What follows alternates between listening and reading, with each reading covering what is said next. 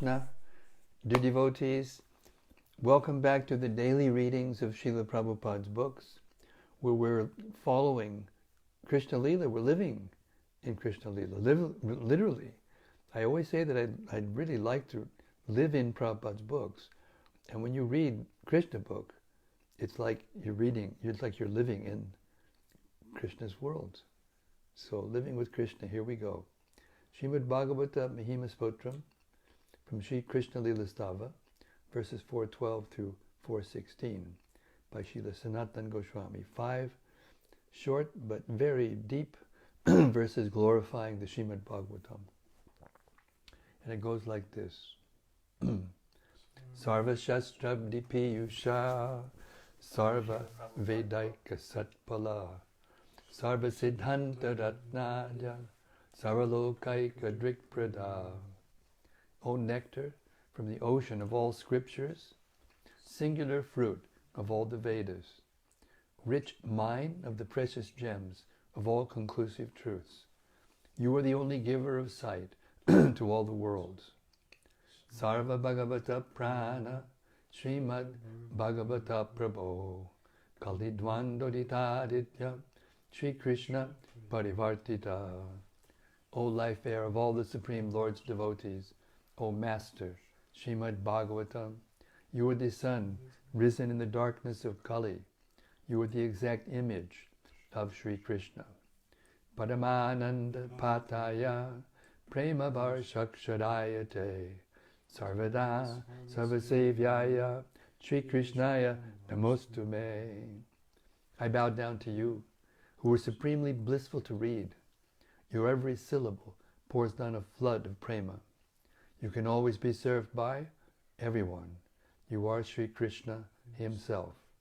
Madeka Bando Matsangin Madgudo Mad Mahadana Manistadaka Madbhagya Mad Anandana Mostute. My only friend, my constant companion, my spiritual master, my great wealth, my savior, my good fortune, my source of ecstasy, I bow down to you. Asadu Saduta Dayin Atini Chochata Kada Hanamuncha Gadachin Mam Premna Rit Kantayospura. O bestower of saintliness to the unsaintly, O exalter of the most fallen, please never leave me. Always appear in my heart and my voice with pure love. Om Namo Bhagavate Vasudevaya. Om Namo Bhagavate Vasudevaya. Om Namo Bhagavate Vasudevaya. So following, Krishna's receiving this profound letter from Rukmiṇī, in which she had decided just by hearing about him, I repeat, that she had decided just by hearing about him that he was the only one for her. Of course, it's his pastime, and she is the supreme goddess of fortune. But it applies to everyone. If you hear about Krishna properly, then you will fall in love with him. This is the goal of our daily readings of Srila Prabhupada's books, so that we can become attached and then attracted to the personality of Krishna, and then fall in love with him. Chapter 53. Krishna kidnaps Rukmiṇī. After hearing Rukmiṇī's statement, Lord Krishna was very much pleased. He immediately shook hands with the Brahmana and said, "My dear Brahmana, I am very glad to hear that Rukmiṇī is eager to marry me, since I am also eager to get her hand. My mind is always absorbed in thoughts of the daughter of Bhishmaka, and sometimes I cannot sleep at night because I am thinking of her. I can understand that the marriage of Rukmiṇī with Shishupal has been arranged by her elder brother in a spirit of animosity toward me. So I am determined to give a good lesson to all of these princes. Just as one extracts and uses fire after manipulating ordinary wood, after dealing with these demoniac princes, I shall bring forth Rukmiṇī like fire from their midst. Krishna, upon being informed of the specific date of Rukmiṇī's marriage, was anxious to leave immediately. He asked his driver, Dwaraka, to harness the horses for his chariot and prepare to go to the kingdom of Vidarbha. After hearing this order, the driver brought Krishna's 4 special horses. The names and descriptions of these horses are mentioned in the Padma Purana. The first one, Shaibya, was greenish. The second, Sugriva, was grayish like ice. The third, Meghapushpa, was the color of a new cloud. And at last, Balahaka was an ashen color. When the horses were yoked and the chariot was ready to go, Krishna helped the Brahmana up and gave him a seat by his side. Immediately they started from Dwarka and within one night arrived at the province of Vidarbha. The kingdom of Dwarka is situated in the western part of India, and Vidarbha is situated in the northern part. They are separated by a distance of not less than 1,000 miles. But the horses were so fast that they reached their destination, a town called Kundina, within one night, or at most 12 hours. King Bhishmaka was not enthusiastic about handing his daughter over to Shishupal, but he was obliged to accept the marriage settlement due to his affectionate attachment for his eldest son, who had negotiated it. As a matter of duty, the king was decorating the city for the marriage ceremony and acting in great earnest to make it very successful. Water was sprinkled all over the streets, and the city was cleansed very nicely. Since India is situated in the tropical zone, the atmosphere is always dry. Dust always accumulates on the streets and roads, so they must be sprinkled with water at least once a day, and in big cities like Calcutta, twice a day. The roads of Kundina were arrayed with colored flags and festoons, and gates were constructed at particular crossings. The whole city was decorated very nicely. The beauty of the city was enhanced by the inhabitants, both men and women, who were dressed in fresh, washed clothes and decorated with sandalwood pulp, pearl necklaces, and flower garlands. Incense burned everywhere, and fragrances like aguru scented the air. Priests and brahmanas were sumptuously fed.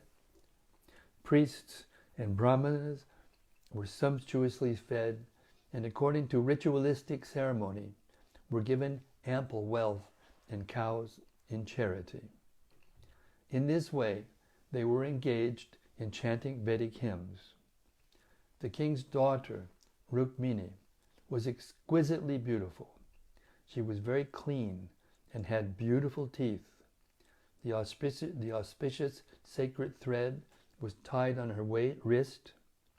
She was given various types of jewelry to wear and long silken cloth to cover the upper and lower parts of her body. Learned priests gave her protection by chanting mantras from the Samaveda, Rig Veda, and Yajur Veda. Then they chanted mantras from the Atharva Veda and offered oblations in the fire to pacify the influence of different stars. King Bhishmaka was experienced in dealing with brahmanas and priests when such ceremonies were held. He specifically honored the brahmanas by giving them large quantities of gold and silver, grain mixed with molasses, and cows decorated with cloth and ornaments. Dhammagosha, Shishupal's father, executed all kinds of ritualistic performances to invoke good fortune for his son. Shishupal's father was known as Dhammagosha because of his superior ability to cut down unregulated citizens. Dhamma means curbing down, and Ghosh means famous. So he was famous for controlling the citizens. Dhammagosha thought that if Krishna came to disturb the marriage ceremony, he would certainly cut him down with his military power. Therefore, after performing the various auspicious ceremonies, Dhammagosha gathered his military divisions. He took many elephants garlanded with golden necklaces and many similarly decorated chariots and horses. It appeared that Dhammagosha, along with his sons and other companions, was going to Kundina, not exactly to get Shishupal married, but mainly to fight. When King Bhishmaka learned that Dhammagosha and his party were arriving, he left the city to receive them. Outside the city gate were many gardens where guests were welcome to stay. In the Vedic system of marriage, the bride's father receives a large party of the bridegroom and accommodates them in a suitable place for 2 or 3 days until the marriage ceremony is performed.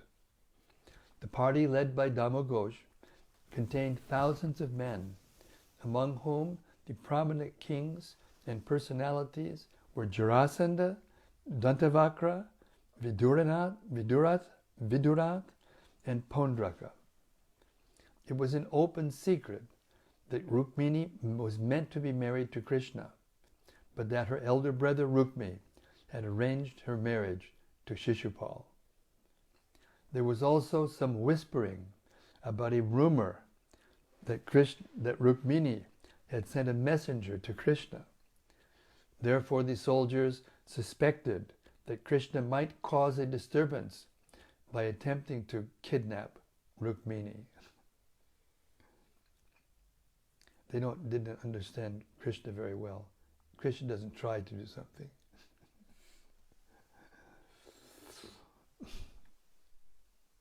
Even though they were not without fear, they were all prepared to give Krishna a good fight to prevent the girl from being taken away.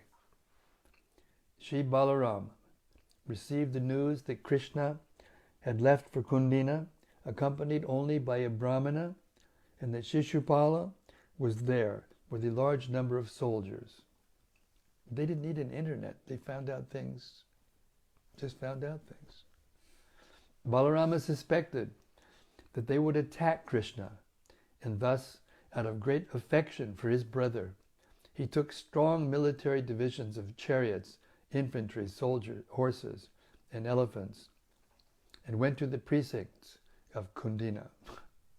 Meanwhile, inside the palace, Rukmiṇī was expecting Krishna to arrive, but when neither he nor the Brahmana who took her message appeared, she was full of anxiety and began to think how unfortunate she was.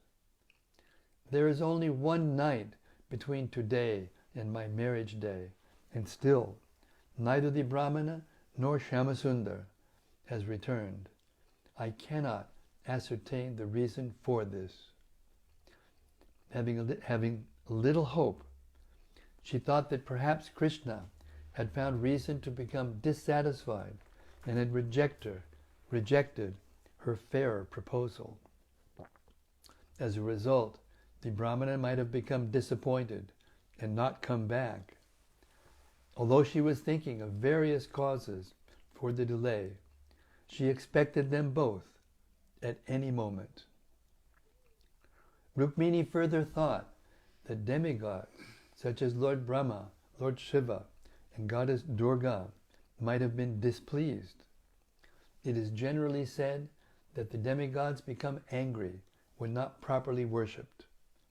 For instance, when Indra found that the inhabitants of Vrindavan were not worshipping him, Krishna having stopped the Indra Yajna, he became angry and wanted to chastise them.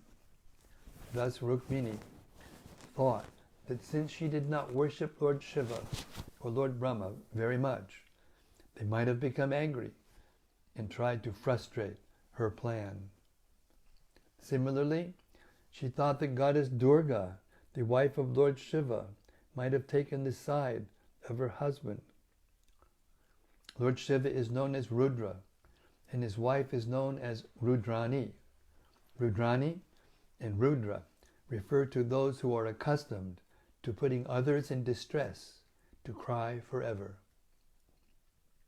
Rukmiṇī was thinking of Goddess Durga as Girija, the daughter of the Himalaya mountains. The Himalaya mountains are very cold and hard, and she thought of Goddess Durga as hard-hearted and cold. In her anxiety to see Krishna, Rukmiṇī, who was after all still a child, thought this way about the different demigods.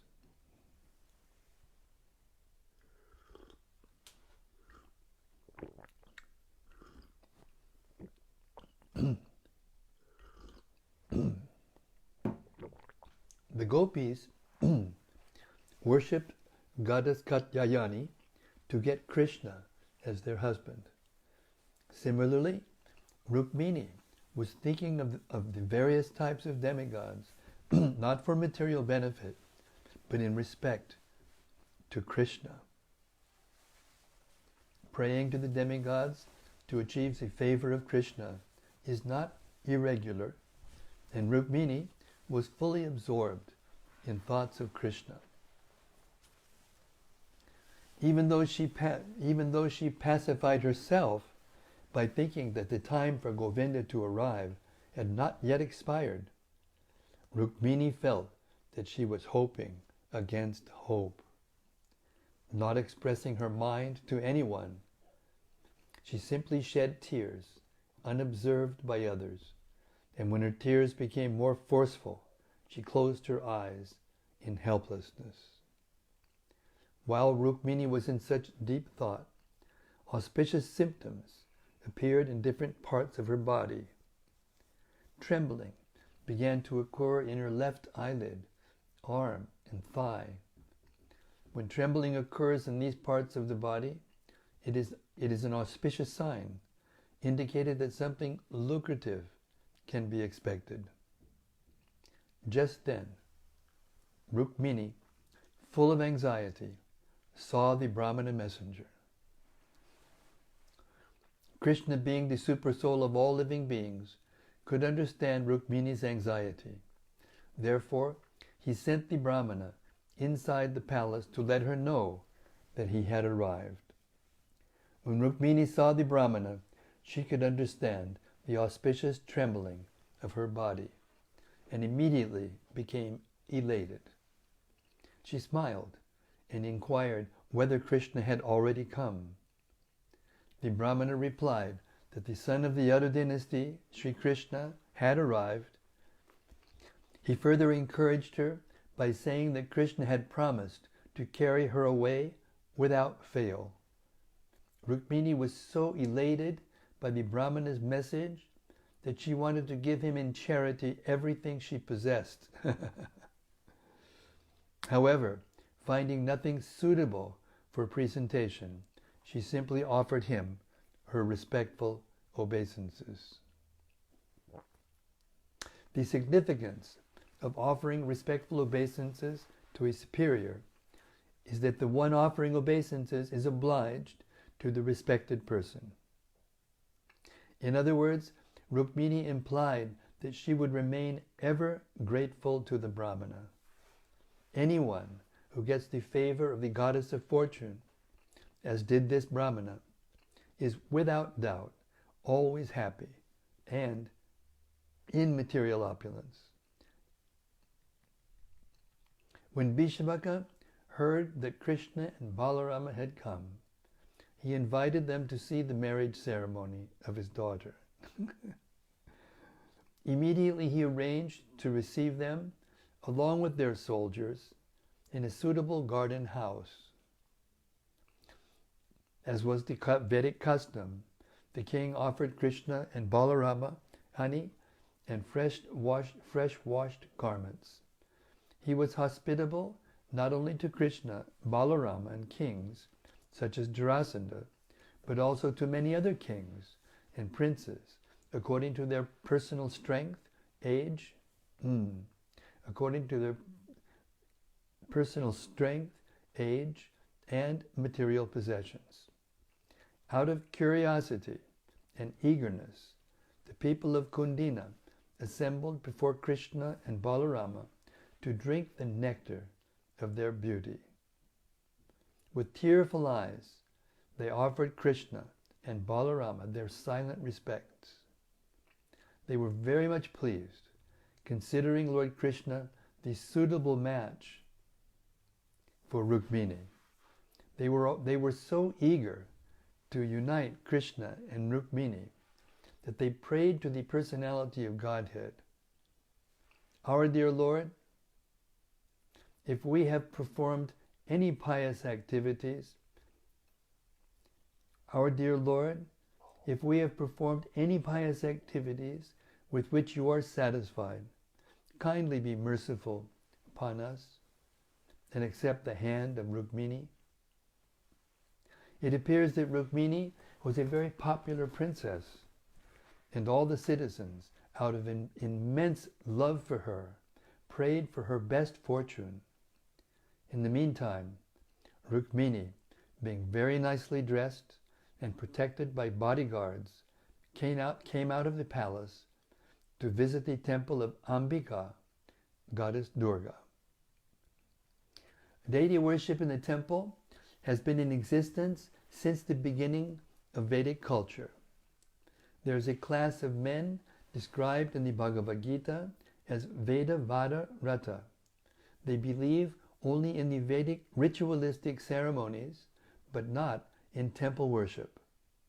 Such foolish people may here take note that although this marriage of Krishna and Rukmiṇī took place more than 5,000 years ago, there were arrangements for temple worship. In the Bhagavad Gita, the Lord says, "Yanti deva virtat devan." The worshippers of the demigods attain the abodes of the demigods. There were many people who worshipped the demigods, and many who directly worshipped the Supreme Personality of Godhead. The system of demigod worship was directed mainly to Lord Brahma, Lord Shiva, Lord Ganesh, the sun god, and goddess Durga. Lord Shiva and goddess Durga were worshipped even by the royal families. Other minor demigods were worshipped by silly, lower-class people. As far as the Brahmanas and Vaishnavas are concerned, they simply worship Lord Vishnu, the Supreme Personality of Godhead. In the Bhagavad Gita, the worship of demigods is condemned, but not forbidden. It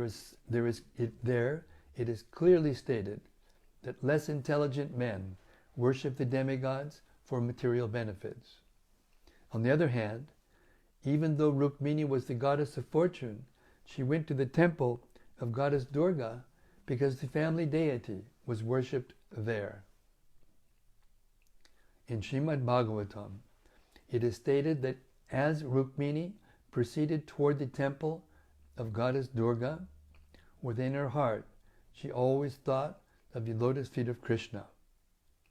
Therefore, when Rukmiṇī went to the temple, it was not with the intention of an ordinary person who goes to beg for material benefits. Her only goal was Krishna. As Rukmiṇī proceeded toward the temple, She was silent and grave. Her mother and her girlfriends were by her side, and the wife of a Brahmana was in the center. Surrounding her were royal bodyguards. This custom of a future bride's going to the temple of a demigod is still practiced in India. As the procession continued, various musical sounds were heard. Conch shells, drums such as panavas, and bugles of different sizes such as turyas and berries combined to make a sound which was not only auspicious but very sweet to hear. Thousands of wives of respectable brahmanas were present, all dressed very nicely with suitable ornaments. They presented Rukmiṇī with flower garlands, sandalwood pulp, and a variety of colorful garments to assist her in worshipping Lord Shiva and Goddess Durga. Some of these ladies were very old and knew perfectly well how to chant prayers to Goddess Durga and Lord Shiva. So, followed by Rukmiṇī and others, they led these prayers before the deity. Rukmiṇī offered her prayers to the deity, saying, "My dear Goddess Durga, I offer my respectful obeisances unto you as well as to your children. Goddess Durga has 4 famous children, 2 daughters, the goddess of fortune, Lakshmi, and the goddess of learning, Saraswati, and 2 sons, Lord Ganesh and Lord Kartikeya. They are all considered demigods and goddesses. Since Goddess Durga is always worshipped with her famous children, Rukmiṇī specifically offered her respectful obeisances to the deity in that way. However, her prayers were special. Ordinary people pray to Goddess Durga for material wealth, fame, profit, strength, and so on. Rukmiṇī, however, desired to have Krishna for her husband, and therefore prayed that the deity be pleased with her and bless her with that benediction. Since she desired only Krishna, her worship of the demigods is not condemned. While Rukmiṇī was praying, she presented a variety of items before the deity, chief of which were water, different kinds of flames, incense, garments, garlands, and various foods prepared with ghee, such as puris and kachoris. She also offered fruits, sugarcane, betel nuts, and spices. With great devotion, Rukmiṇī offered them to the deity according to the regulative principles directed by the old Brahmana ladies. After this ritualistic ceremony, the ladies offered the remnants of the food to Rukmiṇī as prasadam, which she accepted with great respect. Then Rukmiṇī offered her obeisances to the ladies and to Goddess Durga.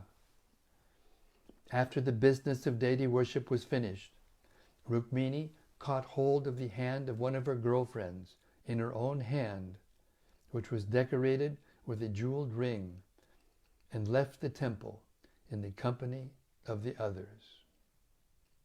All the princes and visitors who came to Kundina for the marriage had assembled outside the temple to see Rukmiṇī.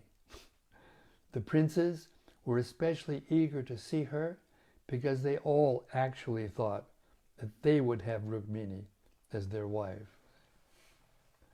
Struck with wonder upon seeing Rukmiṇī, they thought she was especially manufactured by the Creator to bewilder all the great chivalrous princes. Her body was well constructed, the middle portion being thin. Her high hips were adorned with a jeweled locket. She had pink lips, and the beauty of her face was enhanced by her slightly scattered hair and by different kinds of earrings. The bodily luster and beauty of Rukmiṇī appeared as if painted by an artist perfectly presenting beauty, following the descriptions of great poets. Rukmiṇī's breasts were described as being somewhat high, indicating that she was a youth, not more than 13 or 14 years old. Her beauty was specifically intended to attract the attention of Krishna.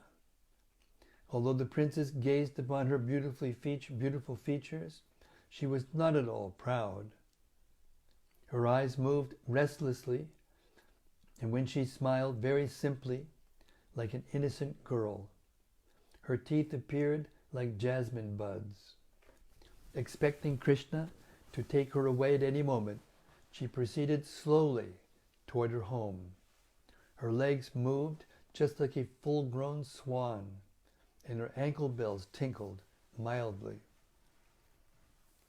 The chivalrous princes assembled there were so overwhelmed by Krishna's beauty that they became almost unconscious and fell from their horses and elephants. Full of lust, they hopelessly desired Rukmiṇī's hand, comparing their own beauty to hers. Srimati Rukmiṇī, however, was not interested in any of them.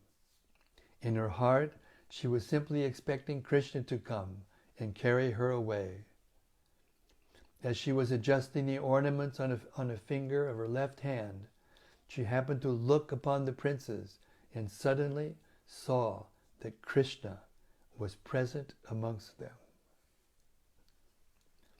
Although Rukmiṇī had never before seen Krishna, she was always thinking of him, and thus she had no difficulty recognizing him amongst the princely order.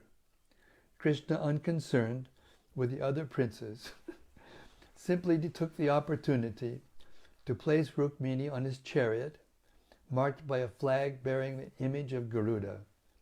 He then proceeded slowly, without fear, taking Rukmiṇī away, exactly as a lion takes a deer from the midst of jackals.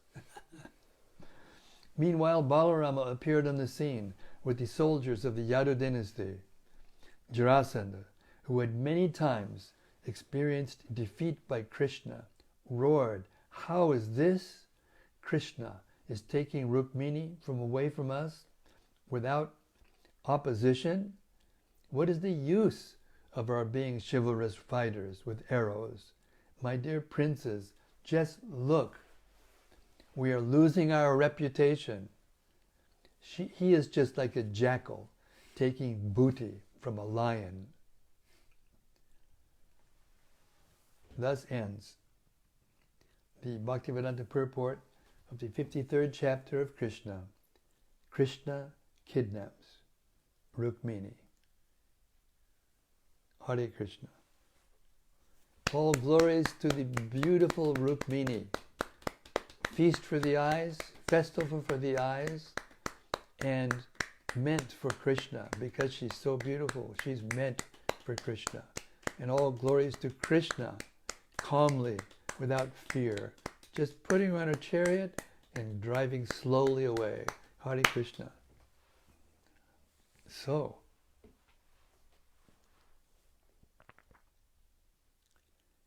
it's almost 8 o'clock, so we're going to stop here with our readings, with our daily readings, and hope that we will hear some reflections and have discussion. Hare Krishna.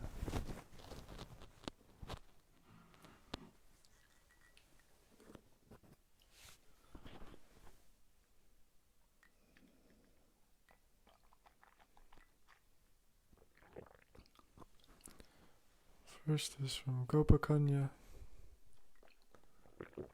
Hare Krishna, Gopakanya Devi Dasi. She says, Hare Krishna, dear Maharaj and all friends. Jai Shri Krishna Katha, Jaya Śrīla Prabhupāda.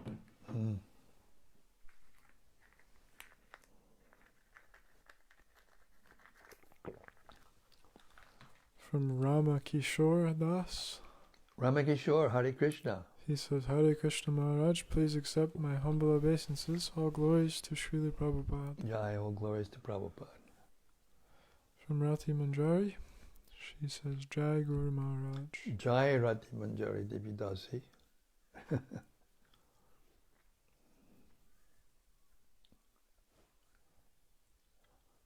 is from Radhe Shyam. Hare Krishna, Radhe Shyam.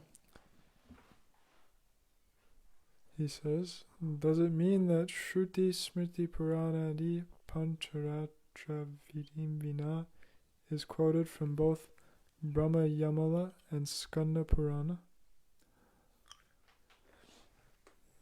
Śrīmad-Bhāgavatam 548 purport. This is his way of getting to me, because you wrote me a email about this, and I haven't had a chance to look at it, but I think maybe you're sending it to someone else like Dravida or somebody. So these kinds of questions are not so relevant to the subject at hand, right? So you should ask things that are relevant to the question at hand. This is a beautiful pastime of Krishna. And when we come to discussing whether or not a word is contained in one or another shastra, or why it may be said in one place it's in one shastra, and in another place it says it's in another shastra, there are many, many verses that are contained in different Vedic scriptures. This is not something to even argue about, actually. It doesn't change the message, it doesn't change the capacity to hear with love and trust, and therefore it's not relevant, actually. It may be that some scholars who are trying to make the text as perfect as possible will go through these things. But for these daily readings of Srila Prabhupada's books, we're going to the essence. You'll never hear us talk about this, the meaning of Sanskrit words and how they are interpreted by different acharyas, because frankly, devotees who are innocent and eager to hear about Krishna, these kinds of questions, they don't give any kind of juice. They don't give any kind of impetus to go towards Krishna, the personality of Krishna, and to love Krishna. So the goal of these readings of Srila Prabhupada's books that I do every day are for this purpose. So please, continue to write to me if you want about these kinds of questions. I'm not a scholar, I don't know very much, but I could, either guide you to the right person who will know them or whatever. And I understand also that you're translating books from different languages, maybe from Russian, and therefore need to talk about these things. But this is the wrong forum. Hare Krishna. With all due respect. Hare Krishna. This is from Sangeeta Devi Dasi. Sangeeta, Hare Krishna. She says, Hare Krishna Maharaj, please accept my humble obeisances. Thank you for sharing the nectar of Srila Prabhupada's books. I pray you are well, your servant and God sister. Sangeeta, I haven't heard from you for so long. Sangeeta, in case you don't know, she is a specialist in devotee care, especially when terminal cases are involved.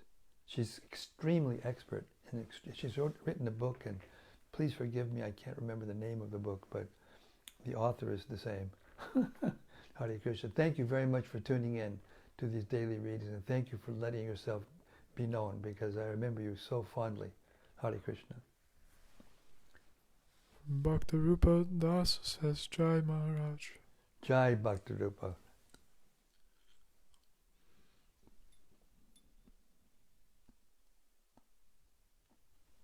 From Anandamurti Devi Dasi. Hey Anandamurti, Hare Krishna. She says, Dear Guru Maharaj and all assembled devotees, please accept my humble obeisances. All glories to Srila Prabhupada. Thank you so much for your daily reading of Krishna book. Your transcendental reading reminds me how important to hear regularly the Krishna pastimes from Srila Prabhupada's books. Yes. Thank you so much. Yes.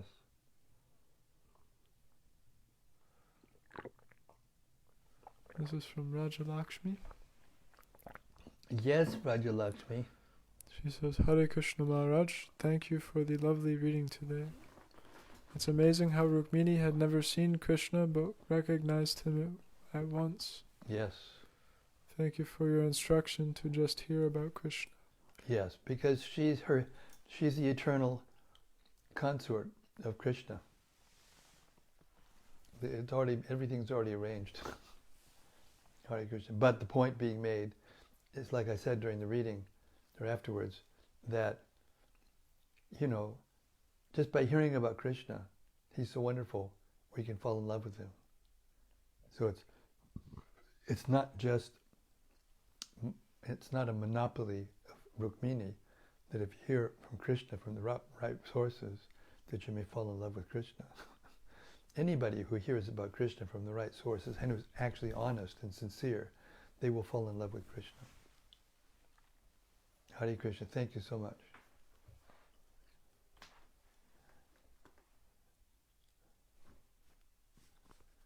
Hare Krishna, everyone. Thank you so much. Krishna, the Supreme Personality of Godhead, Ki Jai.